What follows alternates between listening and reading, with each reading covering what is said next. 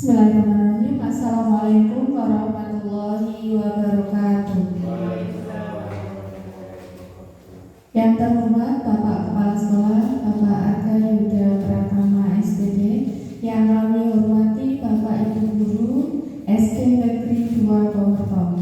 Pertama-tama marilah kita panjatkan puji syukur kehadirat Allah Subhanahu wa taala yang telah melimpahkan rahmat, taufik, hidayah serta inayahnya kepada kita semua, sehingga pada hari ini tanggal 21 Agustus tahun 2024 kita masih diberikan nikmat sehat, nikmat sempat, sehingga kita dapat berkumpul di ruangan ini untuk mengikuti kegiatan diseminasi modul 1.4 tentang budaya positif. Sholawat dan salam marilah senantiasa kita sanjung aturkan kepada Nabi Muhammad Sallallahu Alaihi Wasallam yang semoga kelak kita mendapatkan syafaatnya di yaumil akhir. Selanjutnya, atas nama pembawa acara saya menyampaikan terima kasih banyak kepada Bapak Ibu Guru yang telah bersedia hadir di sini untuk menghadiri diseminasi budaya positif dari Ibu Murianti. Langsung saja, sebagai pembawa acara saya akan menyampaikan rangkaian acara yang tersusun sebagai berikut. Yang pertama pembukaan, yang kedua sambutan Bapak Kepala Sekolah atau yang mewakili, yang ketiga acara inti yaitu diseminasi budaya positif oleh Ibu Murianti, dan yang terakhir adalah penutup. Langsung saja, marilah kita buka acara pada siang hari ini dengan membaca basmalah bersama-sama. Acara selanjutnya yaitu sambutan dari Bapak Kepala Sekolah SD Negeri 2 Purwokerto atau yang mewakili kepada Bapak Arifin SPDSD. Waktu dan tempat kami persilakan.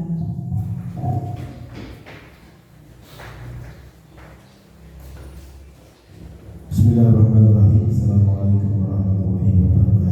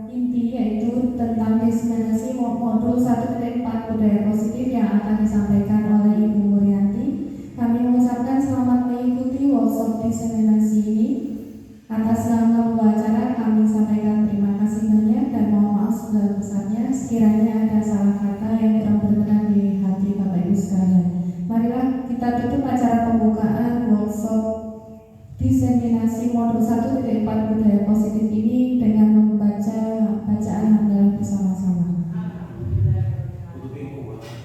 Wassalamualaikum warahmatullahi wabarakatuh. Kami serahkan kepada Ibu Muriati untuk menyampaikan materi diseminasi modul 1.4 budaya positif.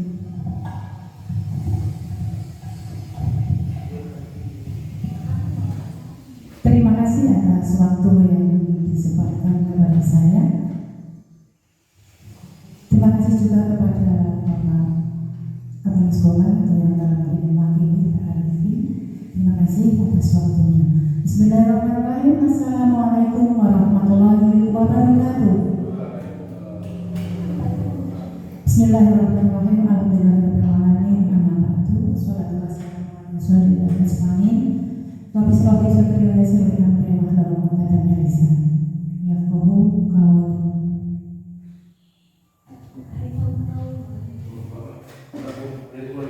Terima kasih atas kesempatan dan waktunya kepada Bapak Ibu sekalian.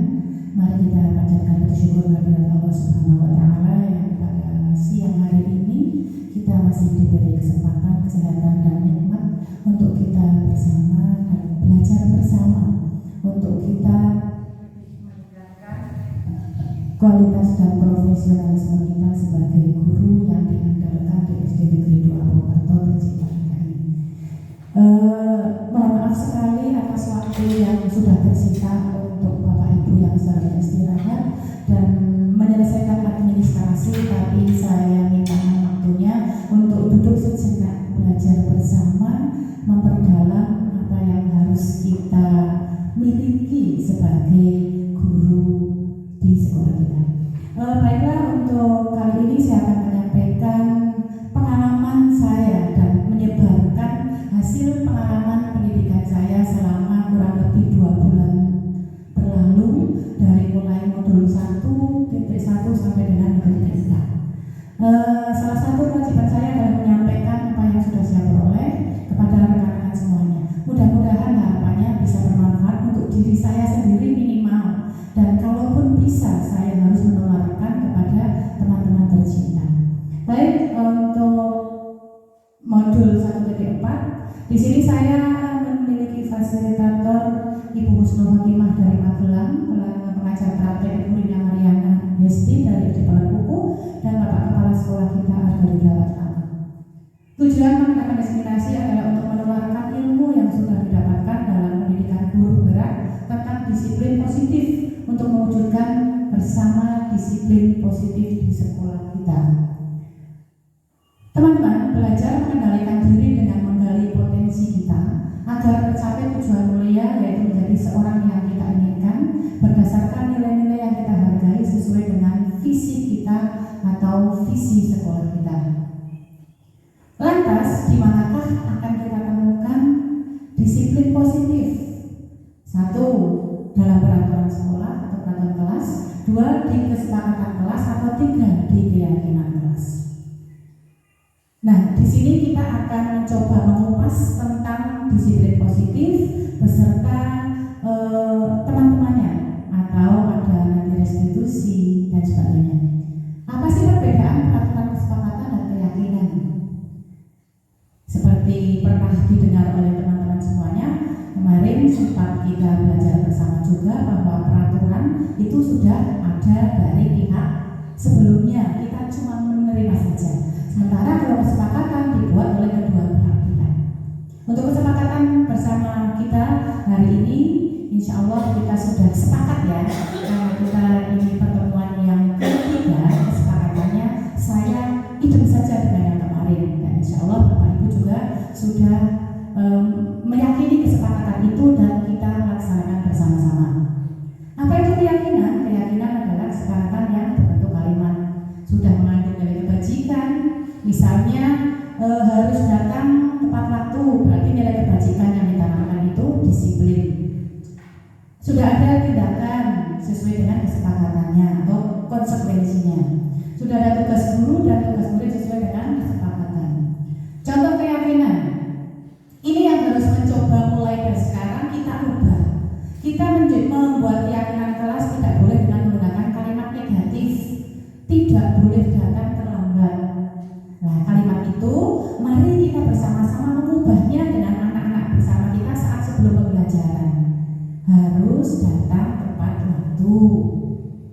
Terus tidak boleh membuang sampah sembarangan, diganti kalimatnya dengan buanglah sampah pada tempatnya dan sebagainya.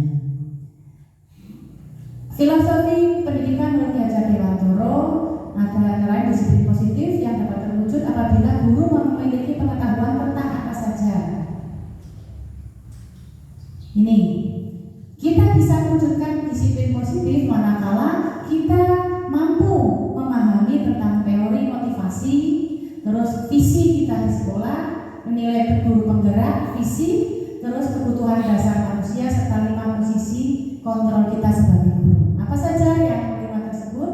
Mari kita simak satu persatu. Bukan kalimat asing lagi.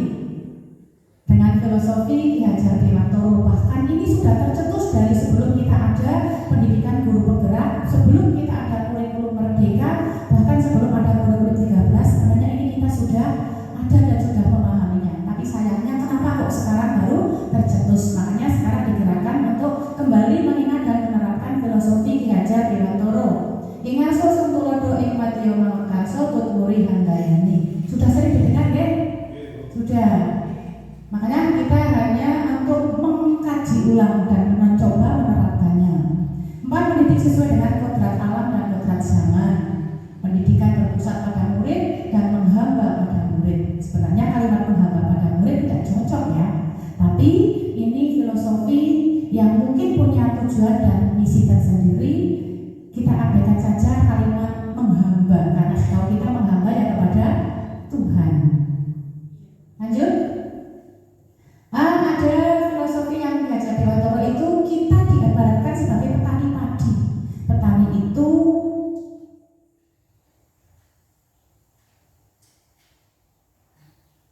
ini harusnya harus bisa terklik gitu.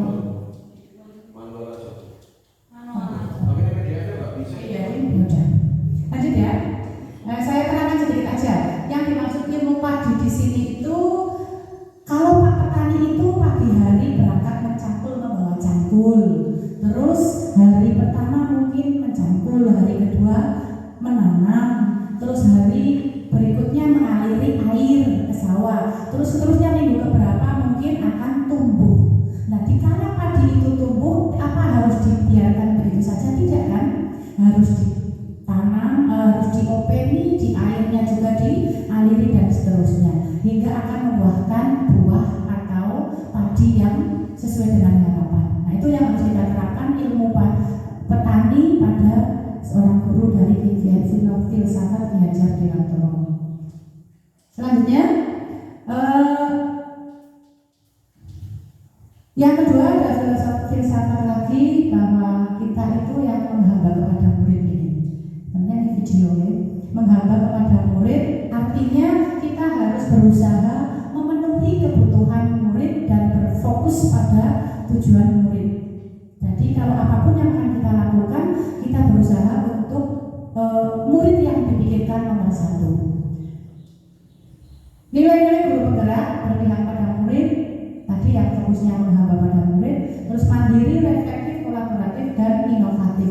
Insya Allah Bapak Ibu semuanya, saya percaya sudah sering menerapkan ini. Cuma belum fokus mana yang harus kita utamakan pada saat pembelajaran. Makanya setelah ini diharapkan nanti Bapak Ibu semua itu paling tidak ada sedikit perubahan dengan adanya acara ini, ada perubahan visi dan misi kita serta mindset kita terhadap pembelajaran yang kita lakukan. Peran guru, apa saja sih peran yang kita lakukan? Coba Bu Ida dibaca. Peran guru penggerak yang pertama menjadi pemimpin pembelajaran, 2. Menggerakkan komunitas praktisi, 3. Menjadi coach bagi guru yang lain, 4. Menjalin kolaborasi dengan guru lain, dan 5. Mewujudkan kepemimpinan murid. Terima kasih luar biasa sampai kami pilih terpana dengan kata-katanya Bu Ida yang menarik. Terima kasih Bu Ida. Oke, menjadi peran sebagai guru dalam hal ini bukan hanya guru penggerak sebenarnya ya, ini hanya motivasi dasar saja. Guru penggerak berperan sebagai 5 ini. Yang aslinya kita ya sebenarnya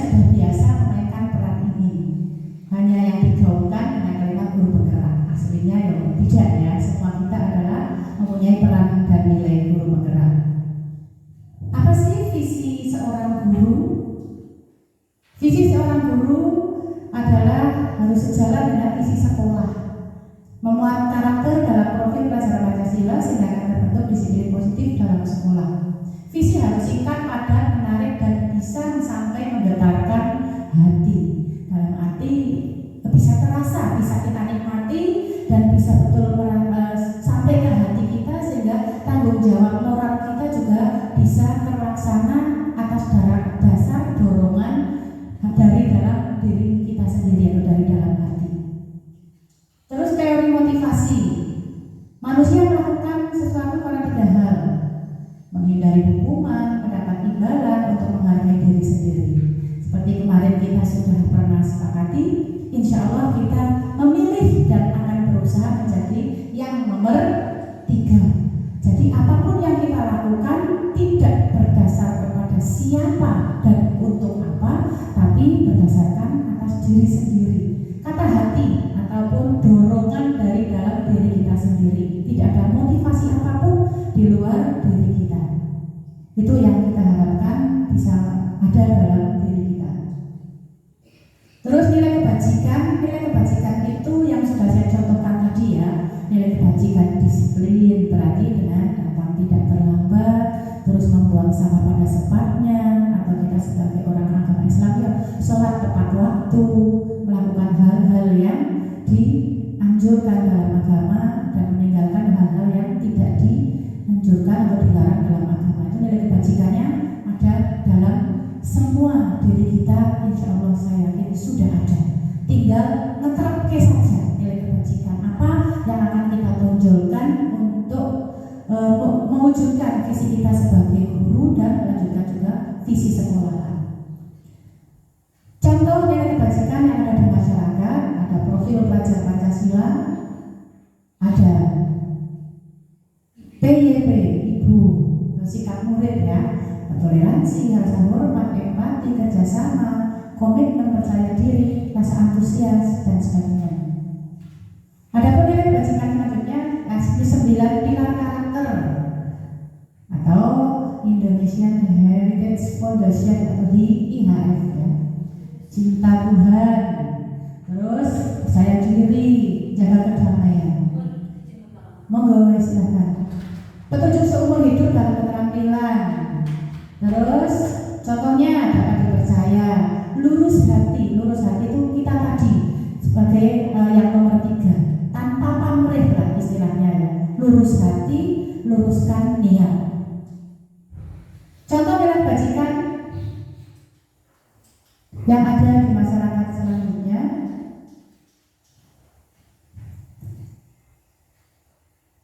The Virtuous Projects. Bagaimana bacanya? Betul, The Virtuous Projects.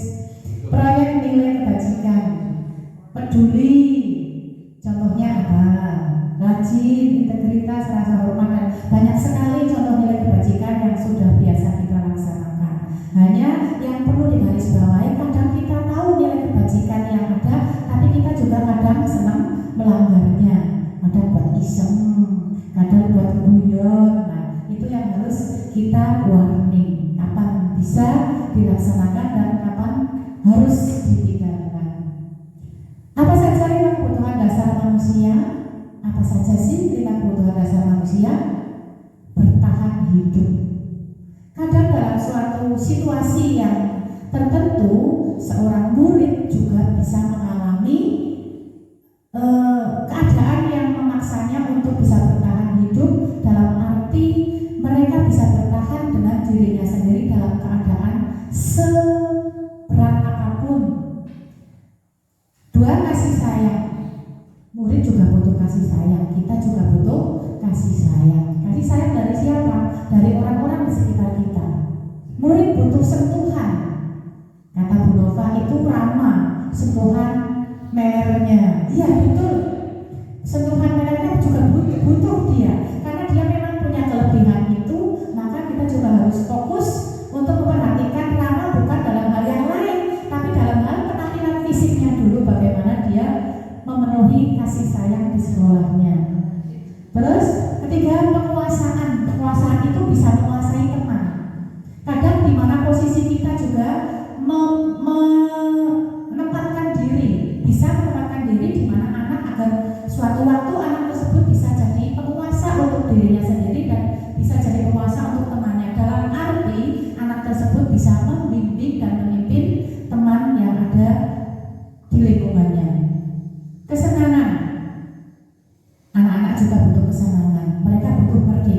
senang. Bagaimana sih agar mereka belajar dengan senang? Tidak susah. Misalnya ketemu bu guru agama, jadwal pelajaran agama anak sudah nggak susah karena kalau ketemu bu guru agama misalnya nggak asik, saya mending pelajaran olahraga. Nah, perasaan seperti itu dalam diri anak yang harus mulai muncul digali oleh diri kita, bagaimana agar mereka merasa senang. Terus kebebasan. Anak-anak butuh bebas. Bebas dalam arti bebas yang terbatas. Kebebasan mereka akan bisa mereka nikmati manakala kita bisa memantau dan membimbing anak-anak kita sesuai dengan kodrat zaman mereka. Misalnya mereka anak-anak yang tidak suka untuk belajar menggambar. Dipaksa seperti apa yang mereka tidak akan mau menggambar. Anak-anak yang suka hafalan disuruh menggambar juga tidak pas. Makanya pandai-pandailah kita untuk menggali potensi anak agar anak itu bisa merasa memiliki kesenangan sesuai dengan apa yang mereka bawa dari rumah, sehingga kebebasan yang mereka inginkan akan mereka dapatkan. Kadang-kadang anak-anak itu kita paksakan untuk diam. Ya tidak bisa, karena anak juga pengen punya rasa kebebasan. Nah, kelima, analisis dasar tadi kita harus bismillah bisa. Bagaimana cara kita memberikan anak kasih sayang, perhatian, kebebasan, penguasaan. Coba mari kita bersama-sama. Saya juga mau belajar bagaimana cara menerapkan agar anak itu merasa asik. Sulit memang, tapi tuntunan zaman memang kita harus hidup dengan zaman kita. Kita tidak bisa menengok ke belakang ketika kita ingin anak kita maju. Kita harus maju dulu, terus kita baru bisa mengajak anak kita mengikuti di belakangnya untuk kita maju. Nah, selain itu kita juga memiliki posisi kontrol pada siswa. Sebenarnya ini ada videonya ya. Saya coba untuk putar videonya. Ini bagaimana lagi? Di ESC dulu pojokan, ditokin dulu.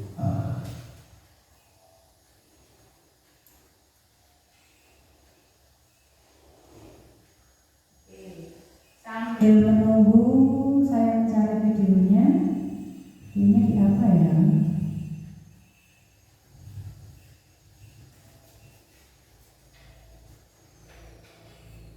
Padahal bisa tak buka loh Pak. Ini kok tidak bisa dibuka ya? Filmnya apa?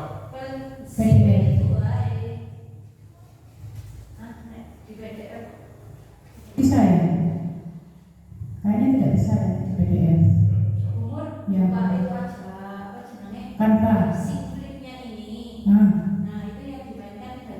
Oh iya iya iya.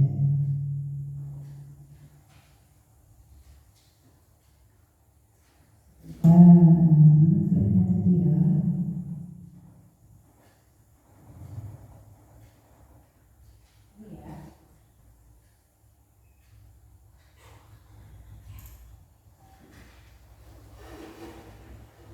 Hilang.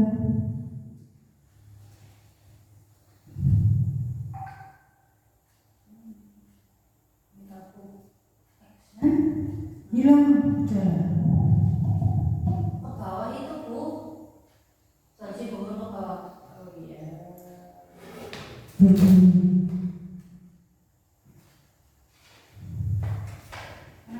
Bismillah.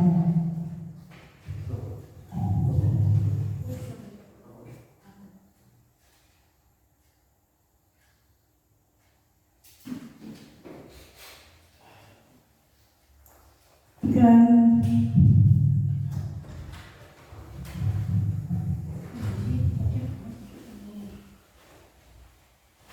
Oh, nah itu ya.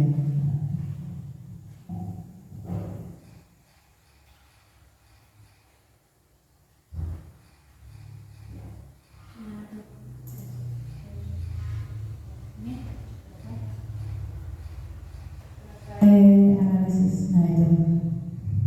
Ya.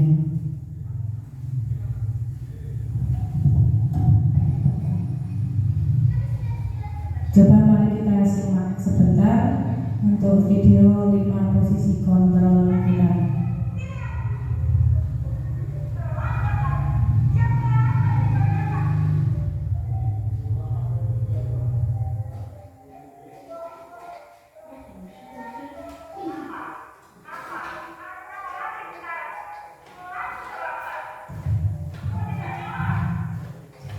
Ini posisi kontrol sebagai pendukung.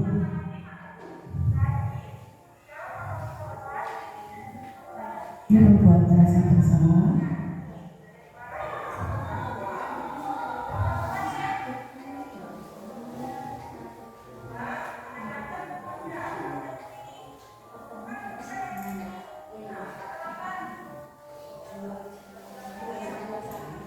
Ini sebagai teman, ngantuk ya?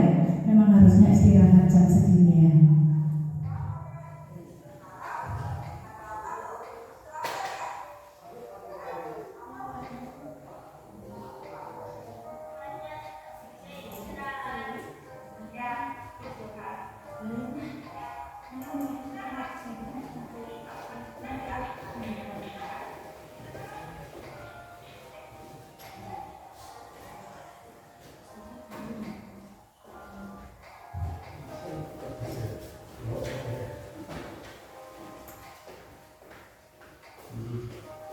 Oke, itu tadi 5 posisi kontrol yang ada dari kita yang bisa ambil yang mana. Tentunya kita yang bisa ambil itu yang harus diterapkan itu.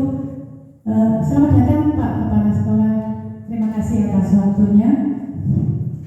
Saya sebagai manajer, jadi ya tegas ya iya. Terus ada kalimat untuk memberi motivasinya juga, dia iya minta tolong Mbak Sita. Terus memberi motivasi juga dia menganggap sebagai murid sebagai teman. Jadi posisi manajer itu lengkap, bisa mengambil ketegasannya, terus dia juga kadang ada posisi sedikit tegas, tapi setelah itu juga dia landai, jadi tidak landai seterusnya. Terus ke bawah.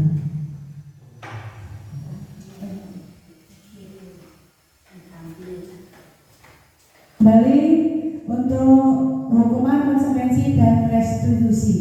Apa itu hukuman, bagaimana itu konsekuensinya, dan apa itu restitusi. Mari kita bedakan antara hukuman, konsekuensi, dan restitusi. Kalimat restitusi sekarang itu lagi hits. Jadi ketika menyelesaikan masalah, kita harus mengambil dengan segitiga restitusi. Hukuman yaitu sesuatu yang menyakitkan dan harus terjadi. Tidak ada seseorang pun yang menghendaki atau menginginkan hukuman itu terjadi atau diterima, tapi ada dalam kenyataannya. Jadi sesuatu yang sangat menyakitkan, karena itu hukuman. Terus konsekuensi, sesuatu harus terjadi. Pokoknya mau tidak mau ya itu yang harus diambil, itu namanya konsekuensi. Terus apa itu restitusi? Merupakan sebuah pilihan. Terjadi, harus diambil, tapi kita bisa masih memilih atau bisa masih membicarakannya. Terus tidak nyaman untuk murid atau anak untuk jangka waktu yang panjang, karena menyakitkan pasti akan teringat selalu. Kata murid-murid anak besar itu, memaafkan itu mudah, melupakan itu sulit. Nah, anak-anak murid Ibu Ija itu sudah mudeng dengan kata-kata seperti itu. Nah, ini hukuman akan tetap teringat sampai kapanpun. Terus dalam konsekuensi juga anak merasa tidak nyaman untuk jangka waktu yang pendek, tidak nyaman tapi masih bisa sedikit melupakan atau tidak terlalu menyakitkan. Kalau restitusi menguatkan murid untuk dalam jangka waktu yang panjang, atau bukan hanya sekarang saja tapi dalam jangka panjang itu anak bisa mengambil pelajaran. Jadi mereka anak tersebut merasa tidak terhakimi, tapi dengan kesadarannya sendiri dalam jangka waktu yang panjang bisa mengingat kembali apa yang sudah dilakukannya. Dalam hukuman tapi sebagai konsekuensinya korban juga bisa diabaikan. Namun dalam restitusi korban mendapatkan ganti atau masih bisa ada rasa wis salah, disudutke, disalahkan. Nah itu kan sangat menyakitkan. Tapi dalam restitusi tidak. Bagaimana anak yang salah itu pertama dimotivasi dulu agar mereka merasa tidak tersudutkan dan tidak merasa terlalu disalahkan, untuk yang selanjutnya anak mulai kembali percaya diri dan tidak merasa tersakiti. Ini hukuman ya. Terus murid juga akan dibuat tidak nyaman. Murid akan mendapatkan penguatan dengan adanya restitusi tadi. Nanti akan saya contohkan bagaimana penyelesaian masalah secara restitusi. Ada kalimat negatif, netral, dan positif. Contohnya, ini dalam hukuman ya. Awas kalau dilakukan lagi ya, nanti. Awas kalau dilakukan lagi ya nanti. Awas kamu. Kita mendengarnya saja sudah tidak enak. Apalagi biasanya dilakukan dengan sambil menunjuk jari, seperti yang dalam video tadi. Kalau bersifat netral, lakukan apa yang saya katakan. Jadi belum perintah gitu loh. Tapi tetap belum sesuai dengan yang kalimat positif yang terakhir. Apakah hal ini yang ingin kamu lakukan? Nah, kan dingin sekali dirasakan oleh anak. Anak salah tapi tidak disudutkan. Jadi anak masih bisa menjawab, atau maksudnya bukan ngeyel ya, tapi anak masih bisa diberi kesempatan untuk membuktikan apa alasannya. Terus kode paksaan, poin negatif. Terus yang netral dengan menggunakan stimulus atau respon, dan dalam kode positifnya itu teori kontrol, mendorong menyalahkan diri, mendorong kepatuhan, terus mendorong bersikap disiplin positif. Dalam mereka negatif merupakan konsep diri yang buruk. Konsep diri baik, tapi kalau dia positif, konsep diri bukan hanya baik tapi sudah kuat bertanam dalam anak tersebut.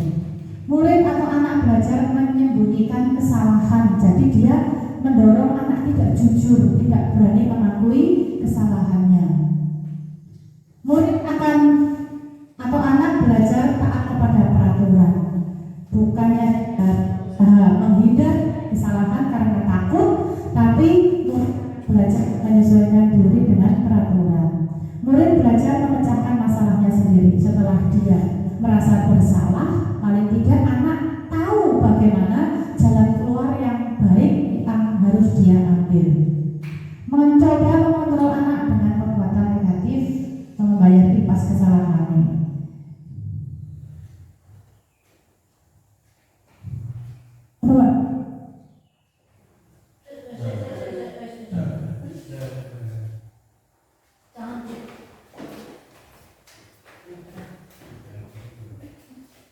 Ya.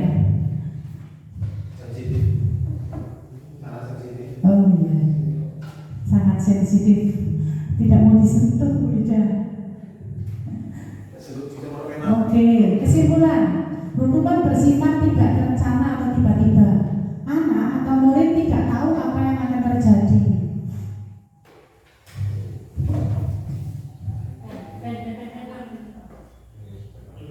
Kena angin.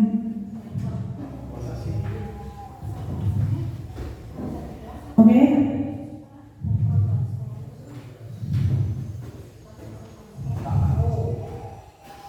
Sekarang langsung kepada restitusi.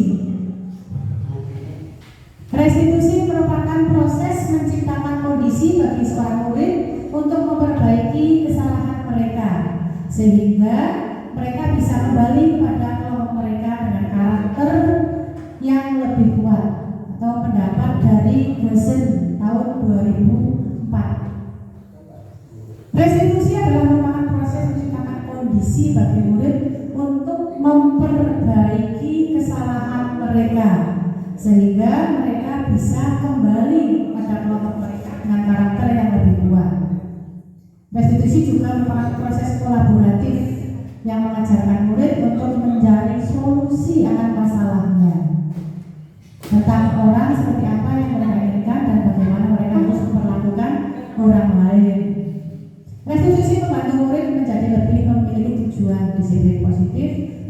memerdekakan dirinya setelah berbuat salah. Jadi anak tidak merasa begitu ditekan setelah melakukan kesalahan, tapi dicari solusinya agar anak dapat memecahkan sendiri masalahnya. Ciri-ciri restitusi. Restitusi bukan untuk menebus kesalahan, tetapi untuk belajar dari kesalahan. Ayo dilanjutkan nomor 2, Bu Santi. Restitusi memperbaiki hubungan. Restitusi adalah tawaran bukan paksaan.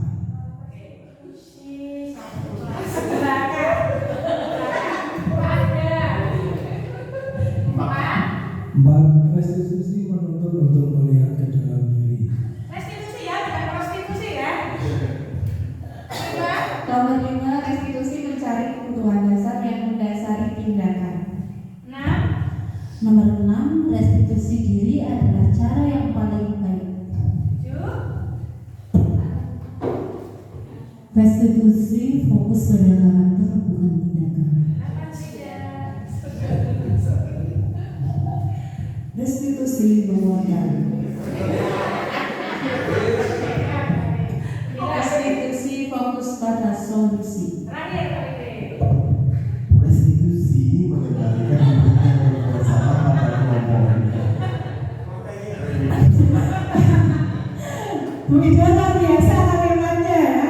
Ingin mengcopy paste, Pak Iti tidak bisa membesar. Restitusi. Bagaimana Bu Ida? Oke, lanjut ya. Posisi kontrol sebagai manajer. Ini hanya ketika pembelajaran murid istimewanya Bu Nova sengaja saya tampilkan. Ini artinya dalam video ini sedang pembelajaran, tapi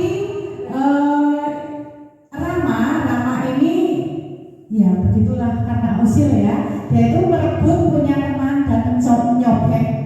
Nah, saya mencoba mengambil restitusi sebagai manajer di situ, ya menyalahkan, memanggil Ramanya, tapi juga tidak menjustisnya. Terus dia juga diberi peringatan agar tidak berlaku seperti itu lagi. Tapi ya nggak tahu mudeng apa enggak namanya. Lanjut. Ini segitiga restitusi. Dikala kita melakukan penyelesaian masalah, fokus yang harus kita lakukan itu ada validasi tindakan yang salah. Terus ada menanyakan keyakinan dan menstabilkan identitas dulu, validasi tindakan, terus menanyakan keyakinan. Misalnya, adakah cara yang lebih efektif untuk mendapatkan apa yang kamu butuhkan? Kamu tentu punya alasan mengapa melakukan itu. Ini validasi tindakan yang salah. Terus, keyakinan kelas apa yang telah kita sepakati? Kamu ingin menjadi orang seperti apa? Itu terakhirnya. Bagaimana setelah melakukan kesalahan? Contoh segitiga restitusi. Ini kasus ya. Bagaimana lagi Bu? Saya tadi membuka isinya, PDF-nya.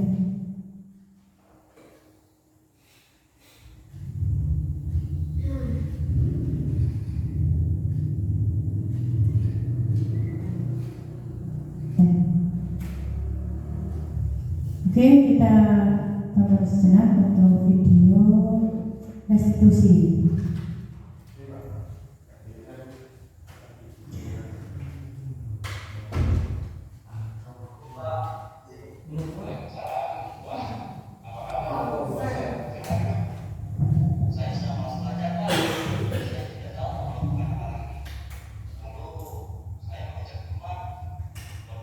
Bisa keras sedikit.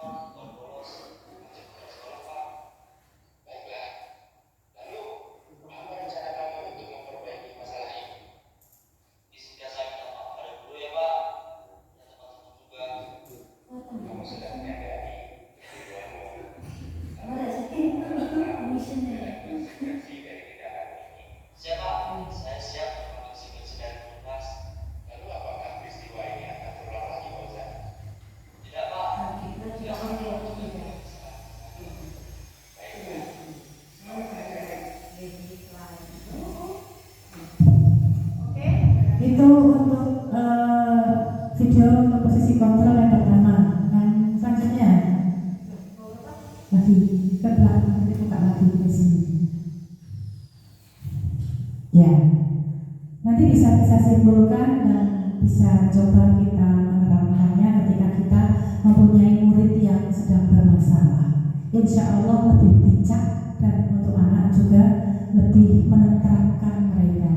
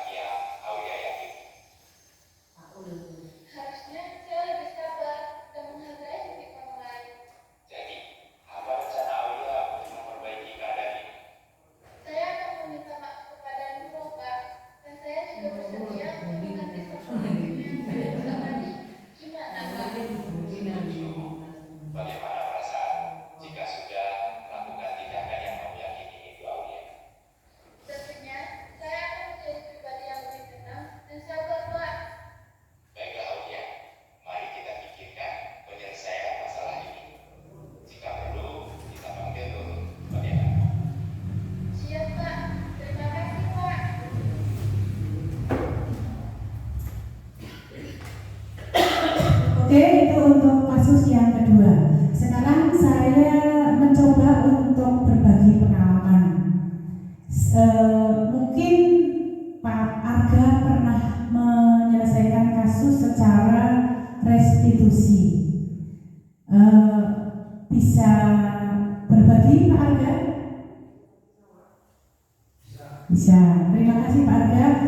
Mungkin untuk yang lain bisa untuk menjadi pelajar juga. Nanti kita akan sesuaikan dengan yang kasus tersebut. Silakan Pak. Baik, ketika ada kasus kita selesaikan dengan baik seketika restitusi. Jadi yang pertama kita tidak langsung menjustifikasi bahwa anak-anak itu berbuat salah, tetapi ada beberapa tahapan-tahapan sehingga anak itu tidak langsung mendapat beban bahwa dia melakukan kesalahan. Adapun pengalaman kami ketika menyelesaikan restitusi adalah dengan cara kita secara empat mata, secara individual kita panggil anak tersebut. Kemudian yang pertama kita melakukan restitusi itu dengan tahapan-tahapan yang tentunya itu ada dalam segitiga restitusi. Adapun yang pertama adalah apa ya? Validasi tindakan yang salah. Yang pertama adalah validasi tindakan yang salah, menanyakan apa yang kamu lakukan itu tidak baik. Tapi jangan membuat ini salah, kamu itu sudah melakukan ini, ayo sekarang kamu hukum. Itu kurang tepat. Kemudian setelah validasi tindakan yang salah, kemudian yang kedua bisa diidentifikasi. Jadi seperti itu kita tanyakan sebenarnya dia melakukan kesalahan itu apa sebabnya. Jangan kita langsung menyalahkan, tapi kita perlu mendengarkan dari berbagai sudut pandang. Kemudian yang terakhir adalah keyakinan, menanyakan keyakinan. Nah, keyakinan setelah melakukan kesalahan tersebut, apakah dia akan mengulanginya lagi, ataukah ada sesuatu hal yang perlu dia yang lalu dia perbaiki setelah dia melakukan kesalahan. Mungkin seperti itu. Oke, terima kasih Pak Arga atas ilmu yang telah ditularkan untuk kita dan pernah dilakukan oleh Bapak Arga. Tentunya ya teman-teman yang lain juga pernah melakukan urutan-urutan segitiga restitusi itu. Ini akan saya coba tampilkan penerapan restitusi dari kasus dan restitusinya untuk di sekolah kita. Mungkin bisa jadi untuk berbagi pengalaman. Dan terima kasih kemarin untuk teman kita Bu Ija yang sudah membantu mengambilkan videonya. Coba ya.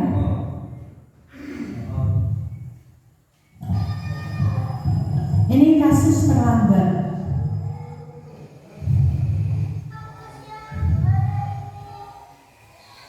Sayang anak masih tersenyum ya. Sulit sekali melatih anak untuk tidak tersenyum. Ya. Iya, itu juga tadi masih kelihatan ya.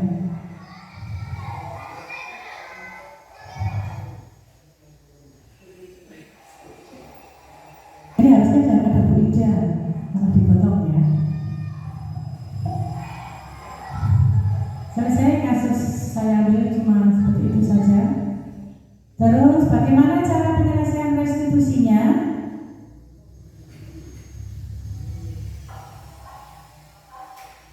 Ini kurang keras ya. Saya mencoba memanggil Wanda untuk bertemu tatap muka secara diam-diam atau tidak diketahui oleh guru atau teman yang lain agar dia tidak merasa bersalah. Tidak ada suaranya.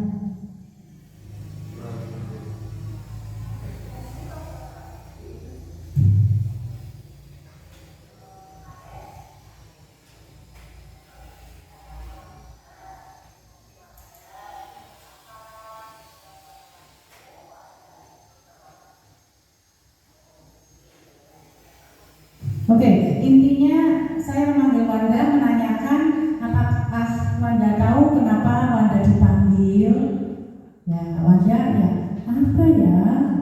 Terus dia mencoba untuk mengingat, oh iya Bu, saya kemarin terlambat sama Bu Ija. Pelajaran apa? Pelajaran matematika. Terus saya mencoba untuk menanyakan apakah hal itu benar dilakukan atau tidak. Berapa kali sudah terlambat? Setelah itu saya juga menanyakan kepada Wanda, apakah Wanda tahu keyakinan kelas yang sudah dibuat sama Bu Ida dan sekolahan? Ya Bu, saya tahu nggak boleh terlambat. Loh, kenapa kok masih terlambat Wanda?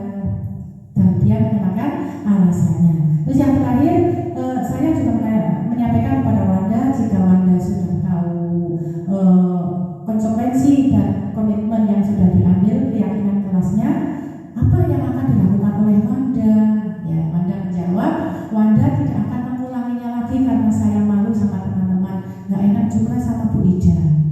Itu setelah itu saya juga menyampaikan kepada Wanda bahwa perasaannya bagaimana seandainya Wanda sering terlambat, terus bagaimana kalau Wanda besok bisa tepat waktu datangnya.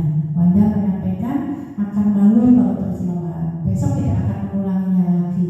Saya menjadi akan lebih percaya diri kalau tidak terlambat lagi. Itu kasus yang terlambat. Yang kedua, kasus mencontek.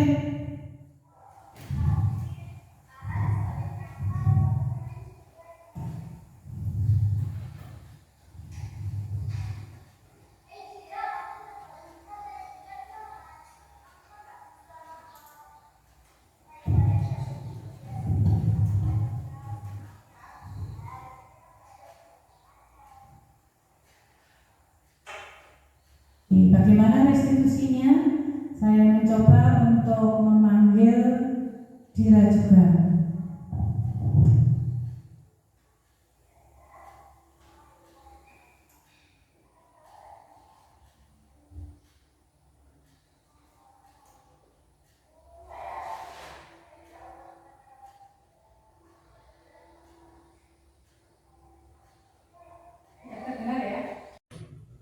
Oke, itu dari kasus yang sudah saya terapkan.